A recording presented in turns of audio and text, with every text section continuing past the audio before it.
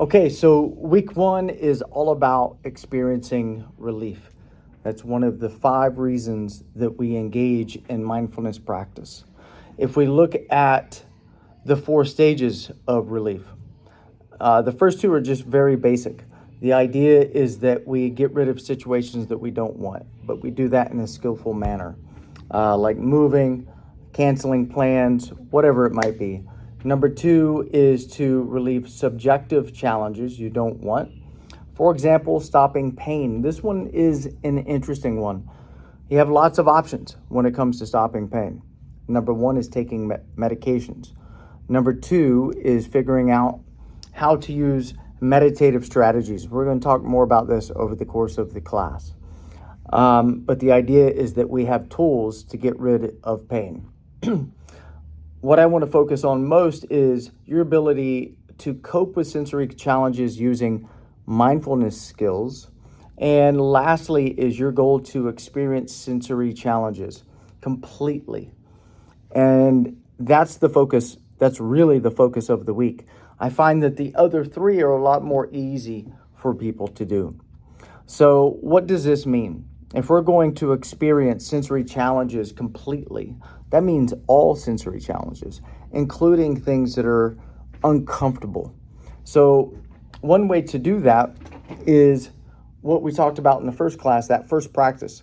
And I want you to think about your practices, your formal practices, when you're seated, you're by yourself, you're in a quiet room, and you're practicing. The idea is it's similar to going to the gym and lifting weights and getting strong so that you can be an effective human being in everyday life. For example, picking up a heavy box, putting groceries away, whatever it might be, and being able to do that over the course of the lifespan. So the idea here is that we start playing around with, can we fully experience uncomfortable sensations without recoiling, without turning away from them? Just like those long-term meditators that I mentioned in that study during the previous class, that instead of turning away from the burning on their wrist, they turned toward it and they got curious about it. It's a curious attention. And when they did that, interestingly, the pain isn't quite as painful. It can become something that they call it purification. So when you experience something uncomfortable and you turn toward it instead of knee-jerk turn away from it, and you analyze it from a place of curiosity, and you look at it, you analyze it as if you're looking at it through a microscope. You start to see that it's not this congealed mass. It's so many things happening at one time, and it's changing over the course of time. And that curiosity, when you bring curiosity, it kind of separates you a little bit from the discomfort. And so what I want you to do for the rest of the week is look for opportunities throughout the day. I mentioned during the previous video that I sent out after the class that one of the things that I do is anytime I go through a door, there's a door right there.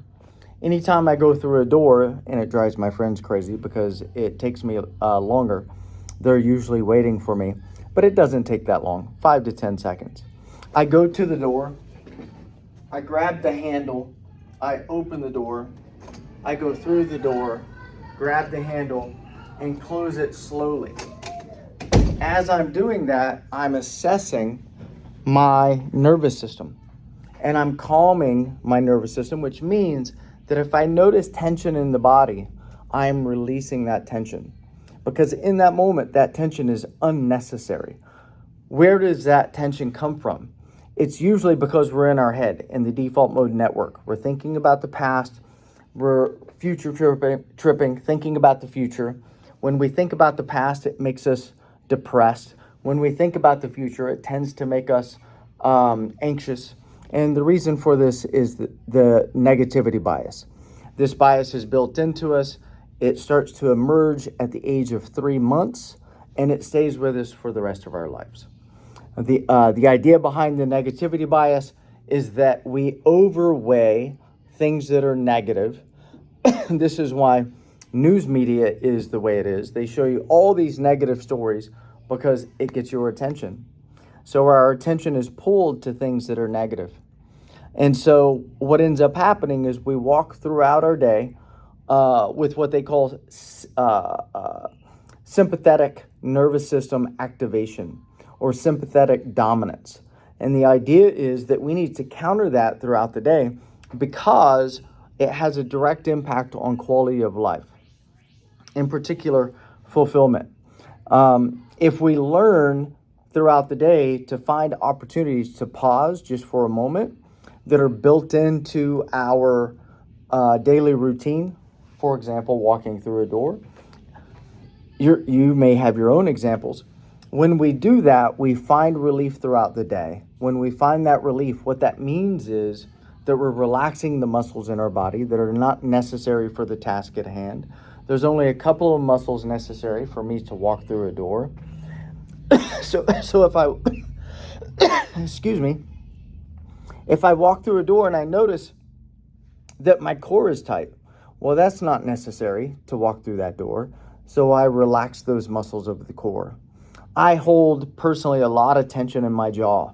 So throughout the day, when I notice tension in my jaw, I separate the teeth a little bit, put my tongue in the roof of the mouth, and just allow my jaw to relax. Do that all day long.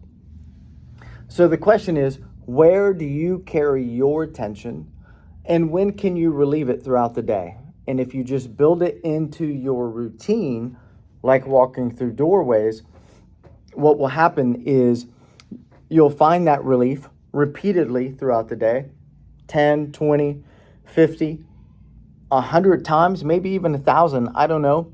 Everybody's a little different.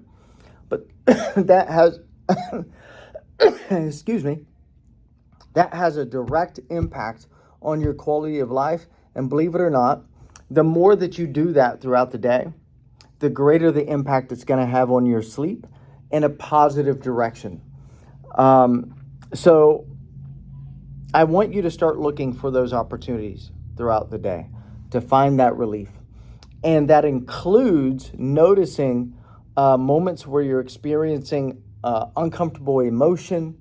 You notice that for no good reason at all, you have tension in your body, and take just a few seconds, 10 seconds, 30 seconds, 60 seconds to relieve that tension and allow yourself to rest. If you need to, use a label. You notice tension in your core, which is where I find a lot of tension. I notice tension in my jaw. When I notice that, I release it and I label it rest. And I label it as long as I need to reinforce it. That is super powerful. Remember, during the last class, I mentioned that subtle is significant. So even if it brings subtle rest, subtle relief to the body and the nervous system, it has a grand impact, okay? It impacts literally your whole body. It impacts your heart rate. It impacts your blood pressure. It impacts your heart rate variability. And it impacts the brain waves, which makes you ultimately, it changes your mood, and it changes the way you interface with yourself internally, mentally, and it changes the way that you interface with other people. So let's do a practice real quick. Let's go ahead and get comfortable, whether you're laying down or in a chair, it doesn't really matter. Try not to sit back on the backrest. Try to sit up a little bit. And let's do this. Let's just scan the body with the eyes closed. And if you notice any tension, relax that tension.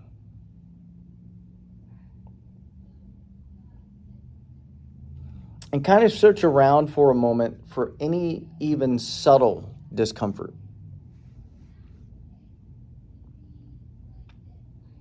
And when you notice that discomfort, turn toward it. Take your attention there. Analyze it. What is the physical landscape of that discomfort? And see if you can bring equanimity to it. Be with it without recoiling away from it. Just hang out there.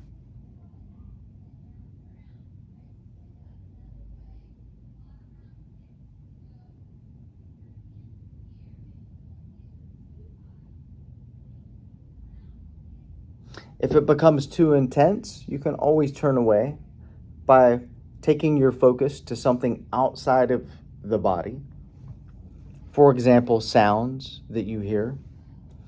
If necessary, you can open your eyes and look around the room until you feel more resourced, and then you can close your eyes and go back to the discomfort. When you notice the discomfort, you can label it discomfort, or you can label it unpleasant. But see if you can just stay with it.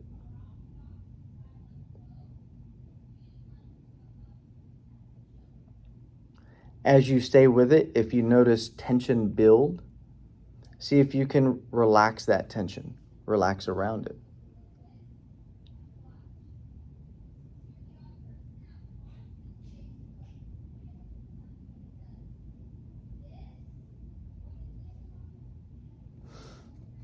And at this point, you can come out of the meditation.